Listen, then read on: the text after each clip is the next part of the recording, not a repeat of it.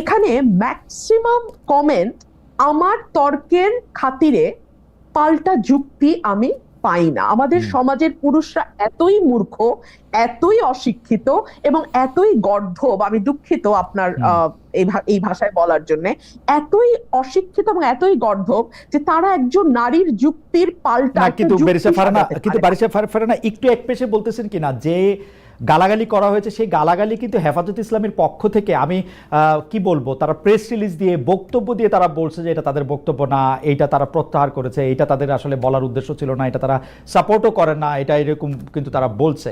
আর আপনি ধরেন পুরুষদের গালাগালি আপনি করতেই পারেন, কিন্তু আপনি যদি যারা আপনার অবস্থানটা সাপোর্ট করে না তাদের মধ্যে কিন্তু অনেক নারীও আছেন, ওইটাও কিন্তু একটা বাস্তবতা।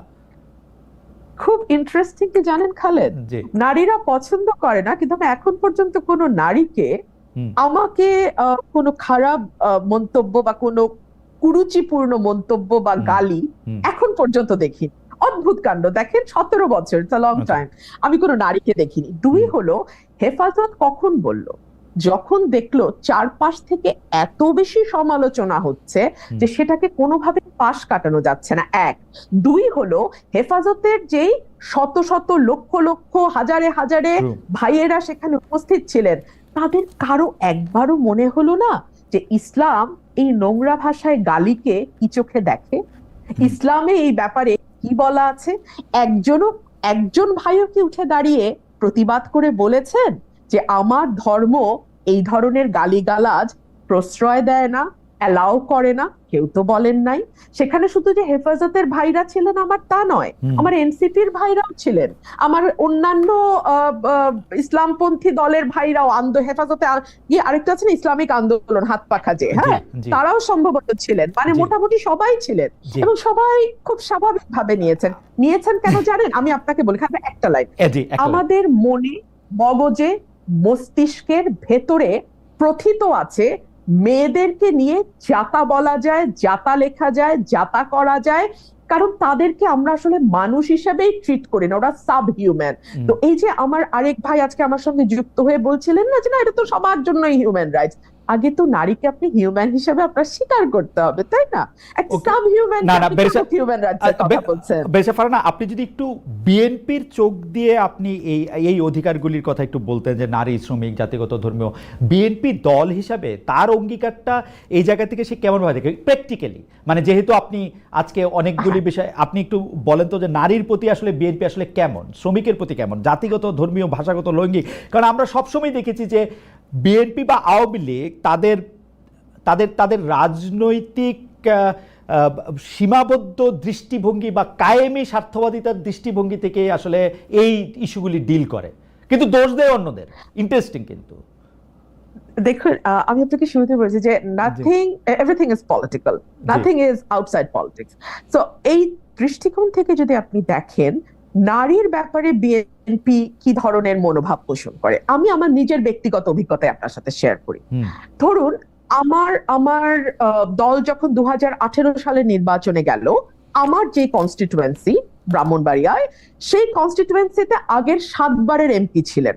সুতরাং সঙ্গত কারণেই নমিনেশন চাওয়ার পরেও আমি নমিনেশন পাইনি, ওই ভদ্রলোক পেয়েছেন এবং উনি জিতেও এসছেন। সো বিএনপির ওই চয়েসটা হয়তো ঠিকই ছিল, কিন্তু সংরক্ষিত নারী আসনে বিএনপি কিন্তু আমাকে মনোনীত করেছে।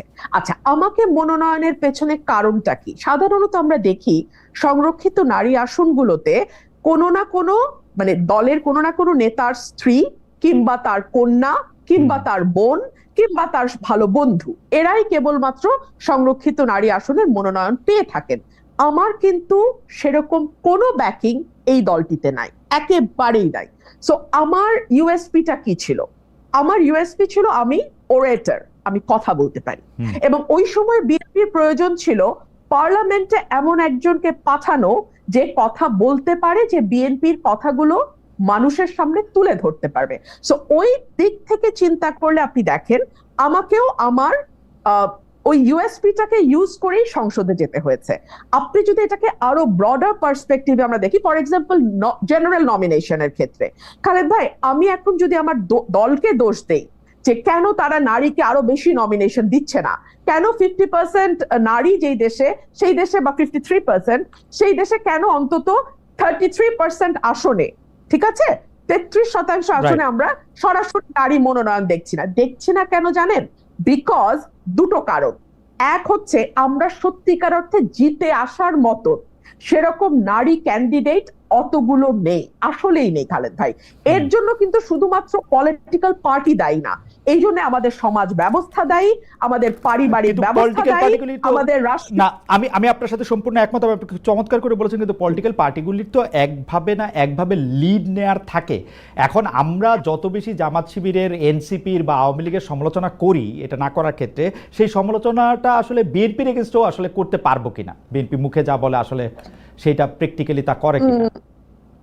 খালেদ ভাই, আমি কিন্তু মনে করি যে ডিসক্রিমিনেশন যেটাকে বলা হয় শুধুমাত্র নারী হবার কারণে, আমরা যদি এভাবে let's put it in this way, just because তুমি নারী সো তুমি ওই জায়গায় যেতে পারবে না, না, বিএনপি এটা বিশ্বাস করে না।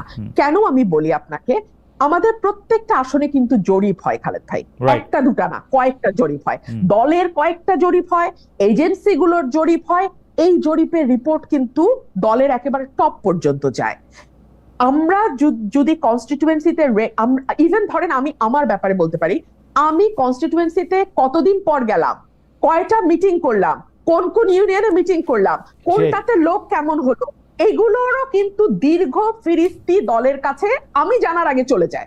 তার মানে কোন নারী যদি সত্যি মানে সে মিন করে যে আমি ইলেকশন করব, আই মিন ইট, আমার কাম হোয়াট মে আমি কন্টেস্ট করব, দল কিন্তু তখন অটোমেটিক্যালি সেই নারীটার স্কোর যখন হাই হতে থাকে আপনার ওই জরিপগুলোতে, তখন দল তো ওই আসন চায়, দল তো আর কোনো আসন হারাইতে চায় না, সো তারা তখন বাধ্য হয় ওই নারীকে দিবেই, তারা দিতেই হবে। সো এটা আমার মনে হয় যে একটা ফেয়ার কম্পিটিশন পার্টিতে থাকে মোটা দাগে, খালেদ ভাই, মোটা দাগে। হ্যাঁ, কিন্তু তার আগেই মেয়েরা, ওই জরিপেই মেয়েরা পিছিয়ে যায়, কারণ মেয়েদের অনেক আদার রেসপন্সিবিলিটি নিতে হয়, মেয়েদেরকে অনেক রকম ধাক্কার মুখে পড়তে হয়, যেটা একটা পুরুষকে পড়তে হয় না। বেশা ফারহানা, আমরা আবার আসবো আপনার কাছে। আমি একটু জনাব মোহাম্মদ ইশরাক আপনার কাছে যেতে চাই। আপনি আসলে যেহেতু রাজনীতির বিভিন্ন গতি প্রকৃতি বিশ্লেষণ করেন, গত কয়েকদিনে আপনার রাজনৈতিক বিশ্লেষণের মধ্যে আপনি জানেন সেগুলি নিয়ে পক্ষে বিপক্ষে নানা ধরনের আলোচনা হয়েছে, বিভিন্ন আমি আপনাকে একটু পড়ে শোনাচ্ছি। আপনি জগন্নাথ বিশ্ববিদ্যালয়ের বর্তমান সরকারের একজন উপদেষ্টা জনাব মাহফুজ আলমের মাথায় বোতল ছুঁড়ে মারা নিয়ে আপনি বলেছেন, আমি আপনাকে কোট করছি, বোতল কে ছুঁড়ে মেরেছে তা তো মুখ্য না, কোনোদিনই মুখ্য ছিল না, মুখ্য হচ্ছে এটা নিয়ে যে রাজনীতি হবে সেটা জাসি দায়ী। অর্থাৎ আপনি বোধহয় জামাত শিবিরকে বলেছেন, এই কারণে যে আপনি পরিষ্কার করবেন সেটা, জাসি বোতল ছুঁড়ে মেরেছে, জাসি দায়ী কারণ জাসি সবাইকে শত্রুতে পরিণত করেছে, এমন কেউ আর অবশিষ্ট নাই যে জাসির পক্ষে কথা বলবে। লাস্ট আপনি বলছেন, যদি সবাই মিলে একটা মিথ্যাকে সত্য বলে তাহলে মিথ্যাই সত্য, জাসি এই সত্যটা বোঝে নাই জন্য শাহবাগে হেরেছে, আবার হারবে। আপনি যদি একটু আমাদের ব্যাখ্যা করেন, জাসি বলতে আপনি নিশ্চয়ই জামাত শিবিরকে, আমার মনে হচ্ছে যে আপনি নিশ্চয়ই জামাত শিবিরকে বুঝিয়েছেন, আপনি এটা যদি একটু আমাদেরকে ব্যাখ্যা করেন। আর আমি একটু আপনার জন্য একটা ছোট্ট করে একটু বলি আমাদের দর্শকদের জন্য, যেই ছোট ছোট ক্লিপিংসগুলি দেখা যায়, আমি দর্শকদের অনুরোধ করব আপনারা দেখবেন যে এগুলি আমরা ঠিকানা থেকে আসলে এগুলি আমরা কখনো মানে একদম শর্টস যেগুলি আমরা করি সেগুলি বাদে অন্য অনেকগুলি জায়গা থেকে, এইখান থেকে একটা কথা সেখান থেকে একটা কথা দিয়ে যেগুলি করা হয় সেগুলির সাথে কিন্তু আমাদের কোনো সম্পর্ক নাই, আপনারা নিশ্চয়ই এগুলি বুঝতেও পারেন। আমি বেশার ফারহানার কাছে আমি এই প্রসঙ্গটা দিয়ে আসলে একটু শেষ করতে চাই, এবং দর্শকদের মধ্যে থেকেও এই প্রসঙ্গটা আছে যে আপনি এই জামায়াতের বা বিএনপির এই রাজনীতি বা এনসিপির রাজনীতির ক্ষেত্রে যেগুলি প্রশ্ন, মুক্তিযুদ্ধ, তারপরে হচ্ছে ইসলাম বিরোধিতা বা ধর্মবিরোধিতা বা সংখ্যালঘুতা ইত্যাদি যে প্রশ্নগুলি আছে, সেই প্রশ্নগুলিকে কিভাবে আপনি ডিল হতে যাচ্ছেন এবং সেটা আসলে কোন দিকে যাচ্ছে। আর এইটার সাথে লাগোয়া প্রশ্নটা হচ্ছে যে আওয়ামী লীগের 15 বছরের কর্তৃত্ববাদী শাসনের বিরুদ্ধে যেসব সাংবাদিকেরা নিয়মিত কথা বলেছেন, মানে আমি মানবজমিনের সম্পাদক মতিউর রহমান চৌধুরীর কথা এই মুহূর্তে মনে পড়ছে, তিনি খুবই উচ্চকণ্ঠ ছিলেন, বিশেষ করে জুলাই আগস্ট আন্দোলনের সময় তাকেও আমরা অনেক হতাশ হতে দেখছি। এই ফিলটা আপনারও হচ্ছে কিনা, দুটি মিলিয়ে যদি একটু বলেন। আচ্ছা, আমি প্রথম প্রশ্নটাতে আসি। বিএনপি মুক্তিযোদ্ধার দল, বিএনপি প্রতিষ্ঠাতা শহীদ প্রেসিডেন্ট জিয়াউর রহমান তিনি বীরুত্তম, তিনি সেক্টর কমান্ডার ছিলেন, এবং বিএনপিতে যত মুক্তিযোদ্ধা যতজন আছেন খেতাবপ্রাপ্ত মুক্তিযোদ্ধা, আমার মনে হয় না, আমি আমি মোটামুটি চ্যালেঞ্জ নিয়ে বলতে পারি আর কোনো দলে এত মুক্তিযোদ্ধা আছে। সুতরাং মুক্তিযুদ্ধকে অস্বীকার করা, মুক্তিযুদ্ধের গরিমাকে খাটো করে দেখানো, এটা বিএনপি দল হিসেবে বিএনপির মর্মমূলে আঘাত করে। এর আগের প্রশ্নে আমি আপনাকে যে উত্তরটা দিয়েছিলাম জামাত এবং বিএনপির জোটের ব্যাপারে, আমি আপনাকে পরিষ্কার করে বলেছি ভোটের রাজনীতিতে জোট একটা বাস্তবতা, কিন্তু দ্যাট ডাজন্ট মিন যে দুটো দল যারা জোটবদ্ধ হচ্ছে তারা আদর্শিকভাবে একই আদর্শ ধারণ করে। কারণ যদি একই আদর্শ ধারণ করতো তাহলে তো একটি দলই হতো, তাহলে তার দুটি দল হতো না। দুই হচ্ছে, এই অভ্যুত্থানের পরে যে বিষয়টি আমাকে সবচেয়ে বেশি আহত করেছে সেটি হচ্ছে পলিটিক্স তো আসলে দুই ধরনের, একটা হচ্ছে আইডেন্টিটি পলিটিক্স, একটা হচ্ছে ওয়েলফেয়ার পলিটিক্স। আইডেন্টিটি পলিটিক্স সেটা ধর্মের ভিত্তিতে হতে পারে, জাতির ভিত্তিতে হতে পারে, যেমন গত 15 বছর আমরা জাতির ভিত্তিতে দেখেছি বাঙালি জাতি, হ্যাঁ, মানে হাজার বছরের বাঙালি জাতি, এই এই এই আইডেন্টিটিটাকে আমরা মানে বেস করে পলিটিক্সটাকে রান করতে দেখেছি। ফর এক্সাম্পল ভারতে আমরা মোদির রাজনীতি দেখি, হিন্দুত্ববাদ, হিন্দুকে আইডেন্টিটি ধরে তারপরে তার রাজনীতিটা সেখানে ঘুরপাক খায়। আর পাশাপাশি যেটা ওয়েলফেয়ার পলিটিক্স, সেটা আপনাকে শিক্ষায় আপনি কি করবেন, স্বাস্থ্যে আপনি কি করবেন, সামাজিক সুরক্ষায় আপনি কি করবেন, বৈষম্য নিরসনে আপনি কি করবেন, বেকারের জন্য আপনি কি করবেন, অর্থাৎ কল্যাণমূলক যেই রাজনীতি, সেটার একটা আলোচনা, সেটার একটা ডিবেট, সেটার একটা মানে দ্বার উন্মোচন হবে, এই আশাটা আমি করেছিলাম, হয়তো বা খুব বেশি আশা করেছিলাম। কারণ আমি দেখলাম ঘুরে ফিরে আমরা কিন্তু খুবই এমন সব তাত্ত্বিক আলোচনায় নিজেদেরকে আটকে রাখছি যে আলোচনাটা নিয়ে না, বিশ্বাস করেন আমি তো খুব রেগুলার গ্রামে থাকি, গ্রামে আসি, আমাদের সাধারণ মানুষের ন্যূনতম কোনো চিন্তা নাই। আমি ঢাকায় যখন থাকি আমি ইচ্ছাকৃতভাবে, যদিও আমার প্রয়োজন নাই, আমি ইচ্ছাকৃতভাবে রিকশায় উঠি, পাবলিক ট্রান্সপোর্টে উঠি, সিএনজিতে চড়ি, সো দ্যাট আমি ওই মানুষটির সঙ্গে কথা বলতে পারি, জানতে পারি উনি আসলে কি নিয়ে চিন্তিত। বিকজ ওনারাই তো দেশের মেজরিটি, তাই না? ওনারাই তো মেজর শেয়ার হোল্ডার। ওনারা কিন্তু ওই কল্যাণমূলক রাজনীতি যে বিষয়গুলো নিয়ে আলাপ করে, যে বিষয়গুলোর চর্চা কল্যাণমূলক, আমাদের সময় শেষ হয়ে আসছে, একটু যদি শেষ করেন সময় শেষে। আমি আমি আমি আমি আমি আশাবাদী হতাম যদি আমি দেখতাম যে বিএনপি, জামাত, এনসিপির রাজনীতি হচ্ছে এরকম, বিএনপি তার প্রস্তাবনা দিচ্ছে যে আমরা আসলে এই এই কাজগুলো করব, স্বাস্থ্যে এগুলো করব, শিক্ষায় এগুলো করব, বেকারত্ব নিরসনে, জামাত দিচ্ছে তার প্রস্তাব, এনসিপি দিচ্ছে তার প্রস্তাব, সেখান থেকে মানুষ বেছে নেওয়ার সুযোগ পাচ্ছে। কিন্তু না, রাজনীতি ঘুরপাক খাচ্ছে জাতীয় সঙ্গীত কি থাকবে না থাকবে না, এটা কি গোলাম আজমের বাংলা কিনা, গোলাম আজমের বাংলা হলে সেখানে আওয়ামী লীগের ঠাঁই হবে কি হবে না, আমাদের মানে এই বিষয়গুলো না আপনাকে কেবলমাত্র গুটি কয়েক মানুষের আমি কি বলবো যে মানে রাজনীতির খোরাক হতে পারে, কিন্তু সেটা মাস পিপলকে কখনোই এই রাজনীতি স্পর্শ করবে না। আমি একটু বাংলাদেশে কি আসলে মাস পিপলের রাজনীতিটা হইছে কোনোদিন? বাংলাদেশ তো সবসময় রেটরিক নিয়ে রাজনীতি হয়, মানে মুক্তিযুদ্ধের স্লোগান কোনটা কোনটা আসলে জামাত ইসলামী, কোনটা আসলে বিএনপি। জি বলেন, মাস পিপলের রাজনীতি হয়েছে? হয় নাই বলেই না আমি স্বপ্ন দেখছিলাম যে এটা যদি হতো, কিন্তু হয় নাই, হওয়ার শুরুটাও হয় নাই।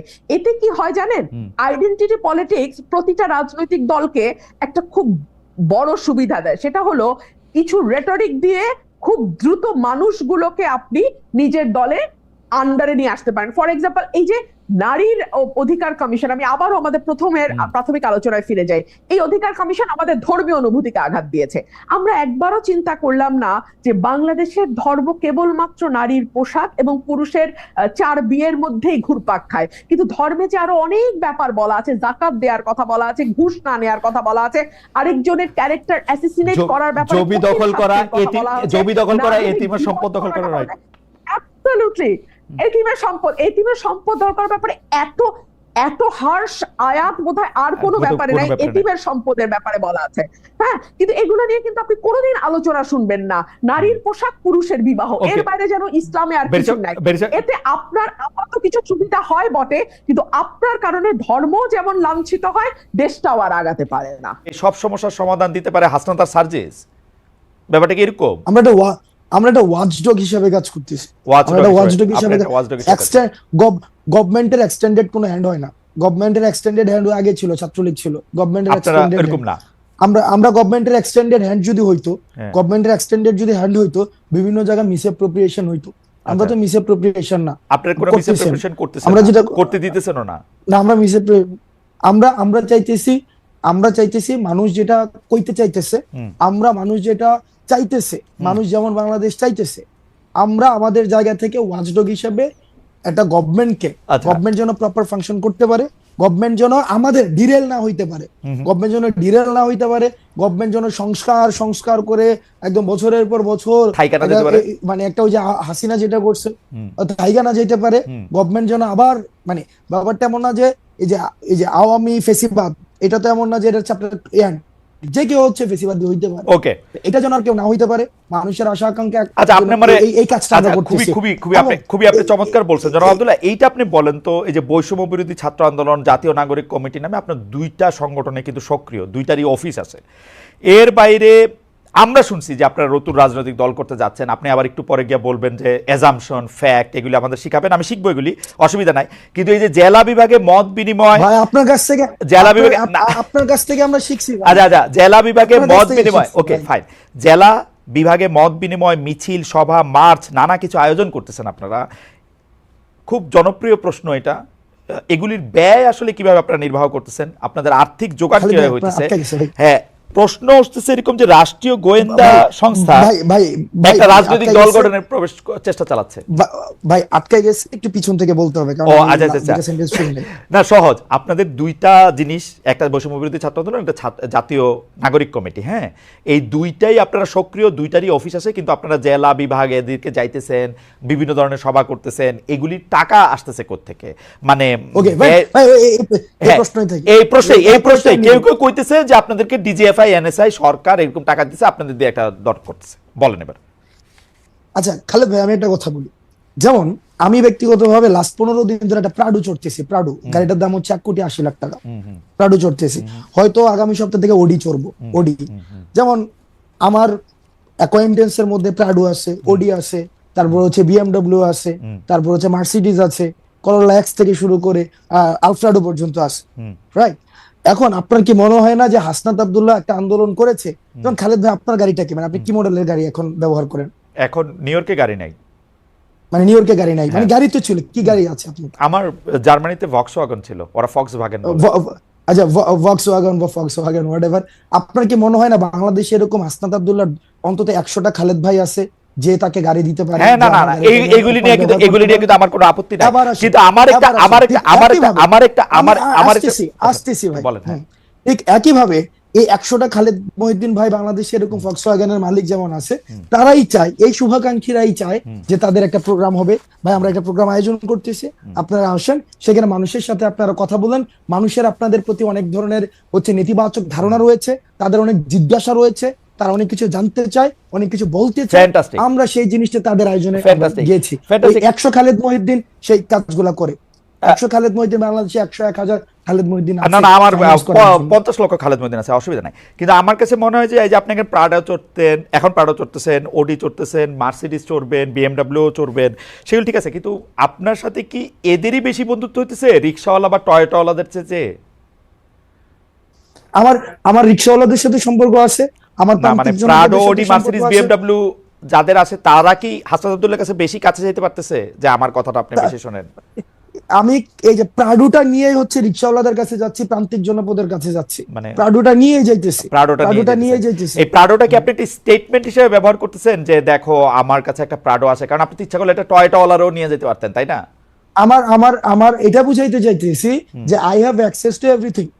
আমার হচ্ছে you have access to everything, really. Corolla X থেকে শুরু করে, যেমন মিডিয়া একটা অ্যাসাসিনেশন কি হইতেছে, যেমন আমি গতকাল একটা হচ্ছে আপনাকে নিউজ দেখাই। না, ক্যারেক্টার অ্যাসাসিনেশন কিভাবে হয় খালেদ ভাই দেখেন, আপনাকে জাস্ট একটা এক্সাম্পল দিই। গত পরশুদিন একটা নিউজ হইছে এবং প্রথিতযশা বিভিন্ন মিডিয়া নিউজ করছে, হাসনাত এবং সার্জিসের বাসায় 200 কোটি টাকা এবং 100 কোটি টাকা পাওয়া গিয়েছে। প্রথিতযশা মিডিয়া বলতে আমি তো পড়ি নাই, কোনটা এটা মিডিয়া? কালের কণ্ঠের মধ্যে আসছে, কালের কণ্ঠ হচ্ছে অনলাইন ইয়াতে, এবং নিচে করে কালের কণ্ঠ, এবং নিচে ছোট করে লেখা আছে বিস্তারিত কমেন্টে। এবং বিস্তারিত কমেন্টে একটা লিঙ্ক দেওয়া আছে, লিঙ্কের পুরাটা পড়ার পরে যে এটা হচ্ছে একটা মিথ্যা তথ্য। এই যে দেখেন, এই যে হাসনাত প্রাডু চোরে, হাসনাতে হচ্ছে একটা এক্সকরোলা আছে, হাসনাত তো ভাই না খায় ছিল না। এই যেই খবর আবার নিচে দিয়ে মিথ্যা লেখা দেয়, এটা আমরা আলোচনা করে সময় নষ্ট না করি।